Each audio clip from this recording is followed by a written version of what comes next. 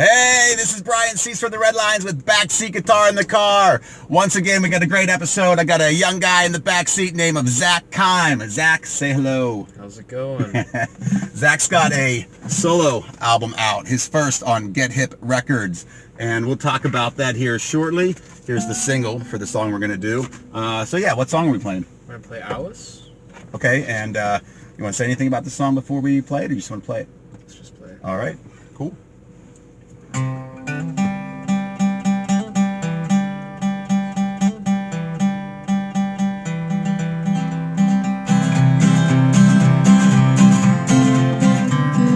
One hot summer when I met a girl and I truly loved her, because I love the things about her. She got me high at the very start. Well, it started at our side with one another, running on to each other, but I didn't know that she had a secret plan.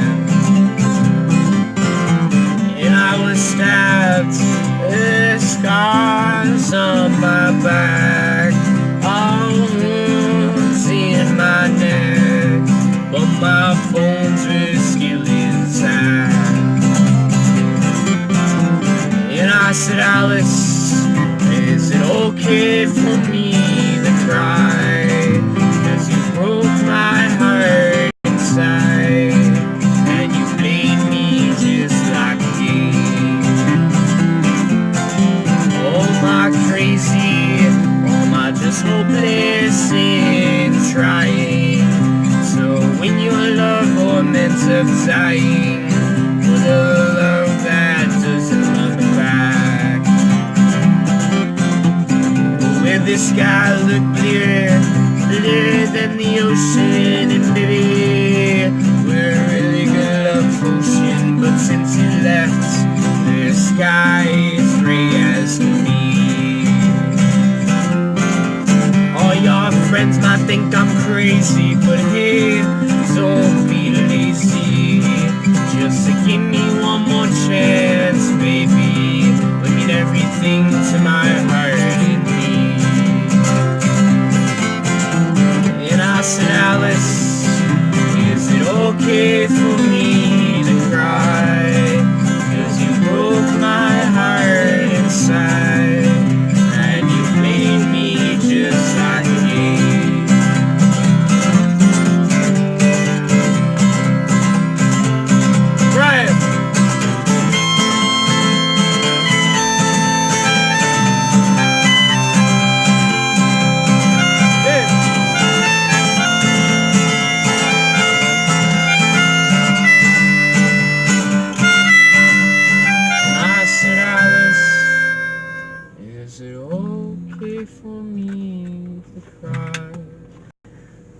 you broke my heart inside, and you blame me just like a game.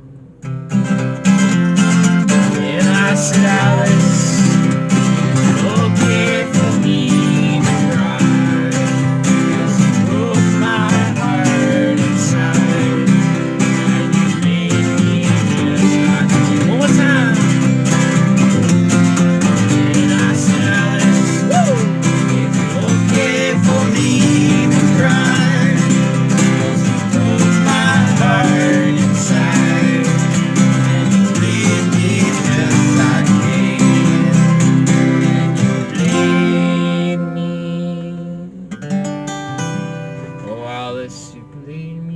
Just like a game.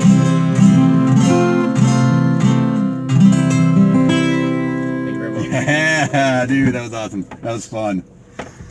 All right, so there's actually some creeper in the back seat too. We can't see. Yeah, I don't know. Who is that? How did you get here? It's Slim Forsyth I crashing the party. At the Get Hip record store right over there. I thought I'd drop in.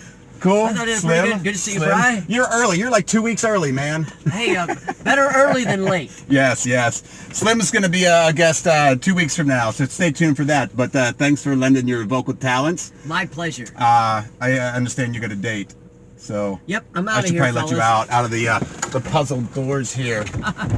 Slim, thanks for stopping by, man. All right, guys. May the good Lord hold you in the palm of his hand till we meet again. Take care, man.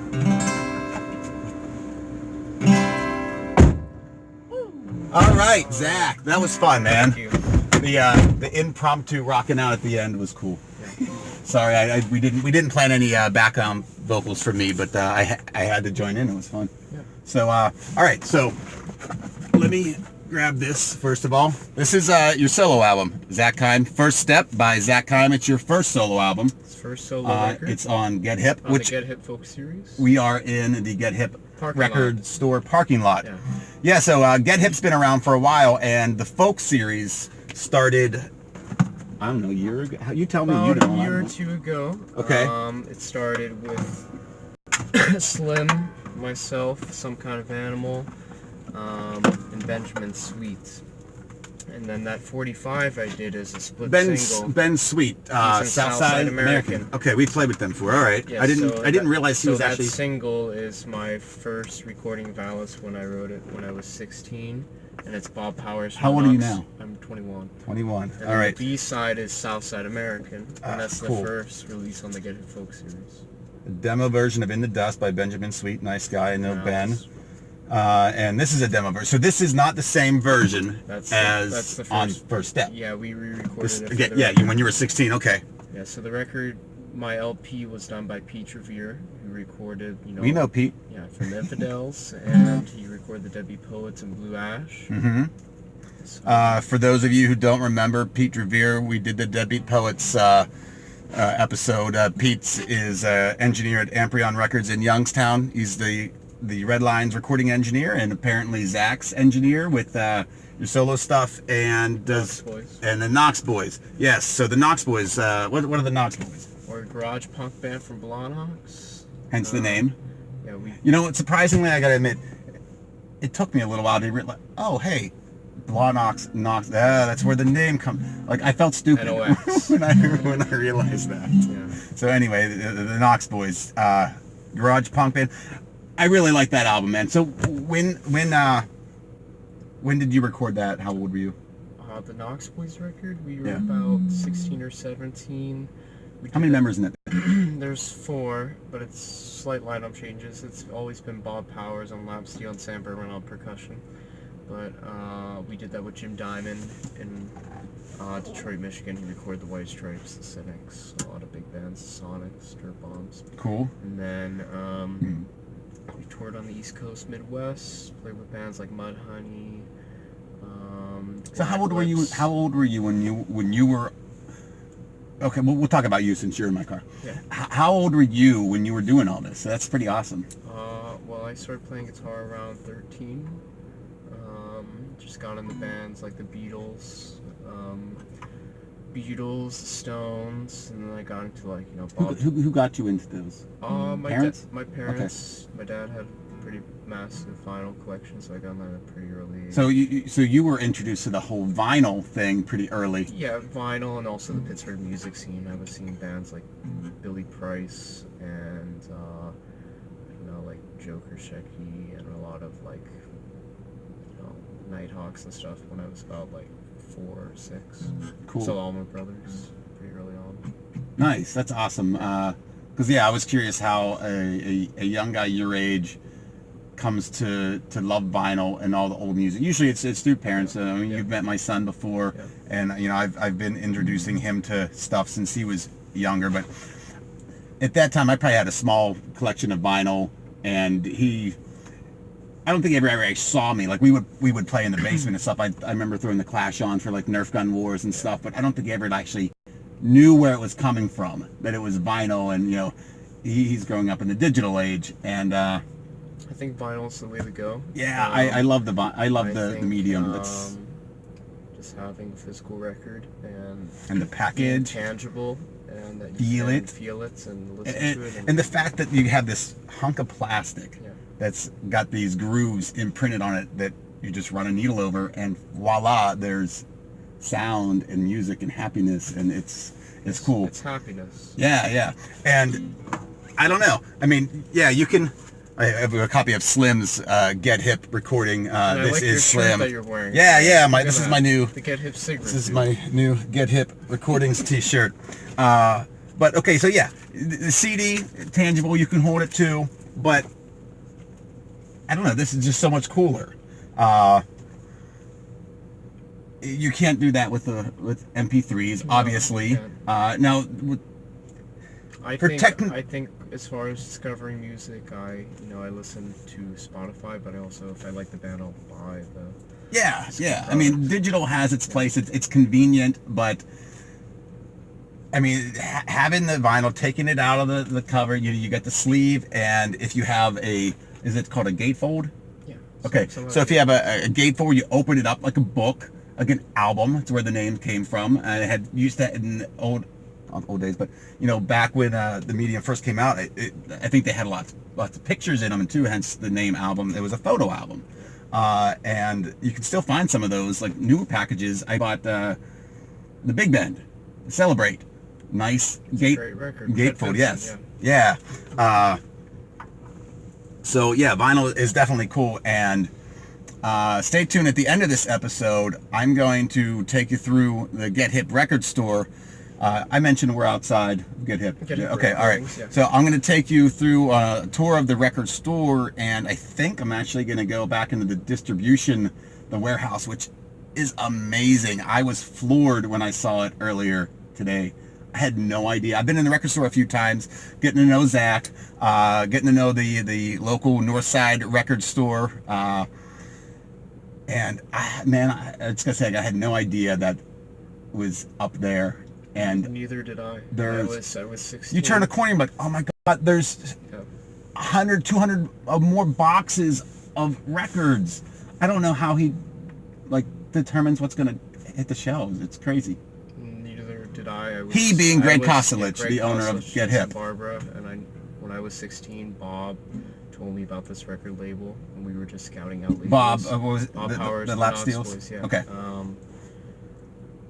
We were scouting out labels, and we saw the Cynics, and we just met Greg and Michael and Barbara, and then we just eventually got signed by just what made you at 16? Because I was a little bit older when I was in my first band, so to speak, playing in the Pittsburgh area, and I never really thought to look for a local label or a label. Well, I shouldn't say that, but how at 16 was it basically? How old's Bob? Bob is up there. Okay. Okay, so my question was going to be, how at 16 do you think about this? So I'm assuming it came from Bob. It came from someone who has been in the scene. Bob told me he knew about Get Hip Records. They didn't really have a store. It's just been a wholesale and label and distribution center based in the north side. The store's only been open for about a year now, but was it in the distribution center? Was it still up there, but he just didn't have a store open? Yeah. Well, it makes a huge amount of sense. Why did it take him so long? There's a shit ton of stuff up there. That's great. Hopefully I will, because I'm gonna have him hopefully in the back seat someday, maybe a Cynics episode. That'd be great. So you got some shows coming up or anything? Well, we're mixing the new Knox record right now.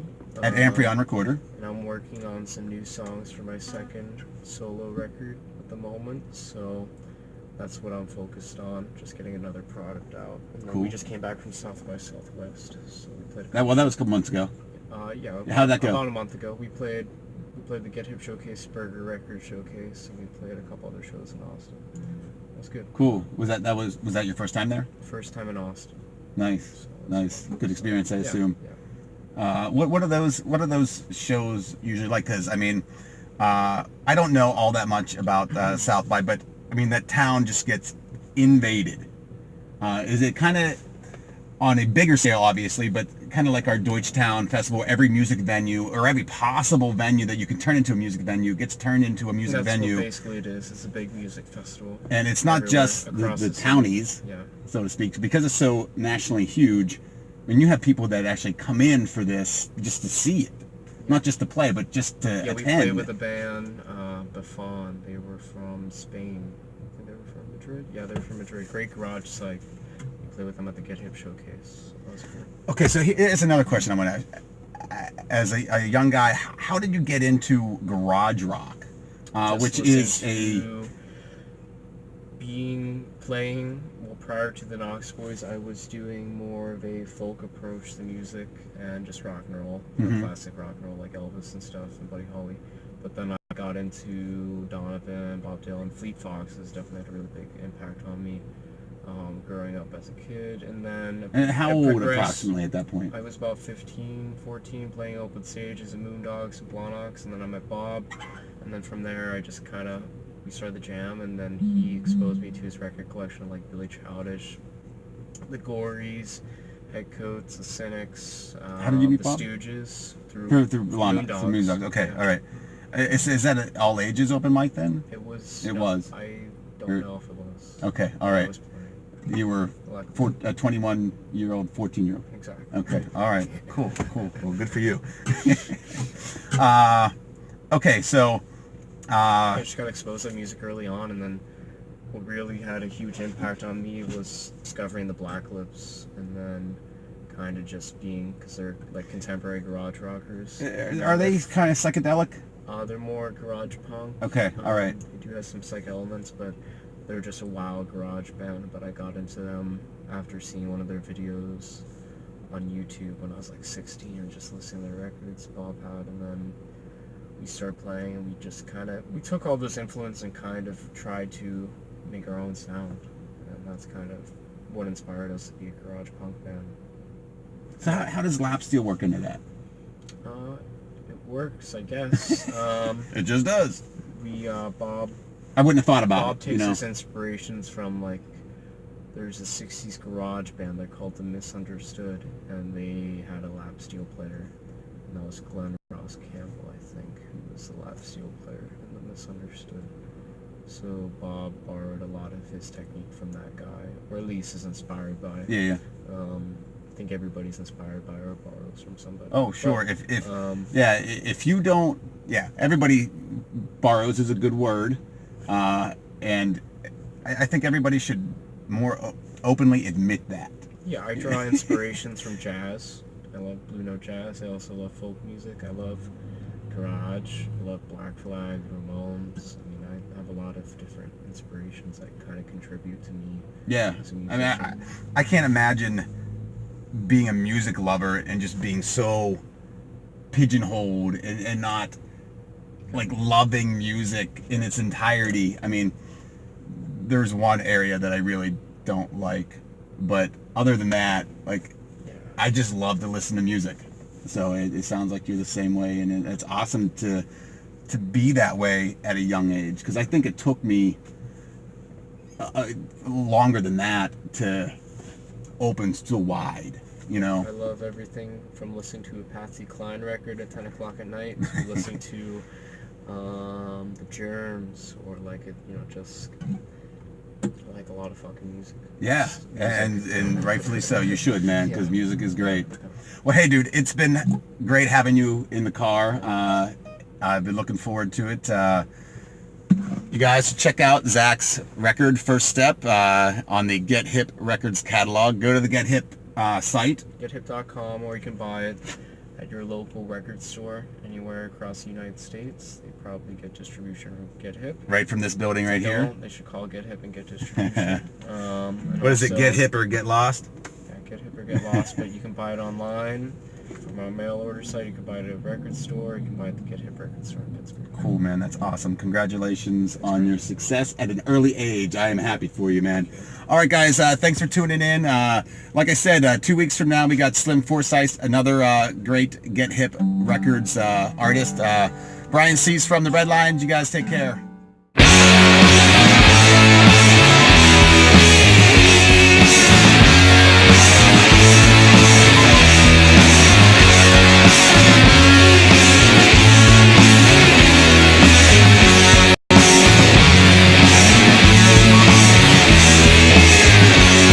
They sent me on the plane the other day. They made sure all my luggage was packed away.